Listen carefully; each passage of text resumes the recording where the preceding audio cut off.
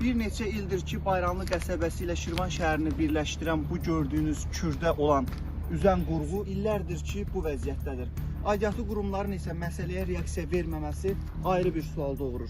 Şirvan şəhərinin Kür çayının qarşı sahilində yerləşən Bayramlı qəsəbəsinin sakinləri uzun illərdir ciddi nəqliyyat problemi ilə üzləşir.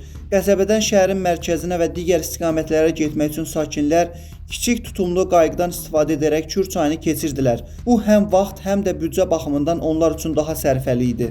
Lakin bir neçə ildir ki, Fövqəladə Hallar Nazirliyi qayığın istismara yararsız olması səbəbindən onun fəaliyyətini dayandırdı.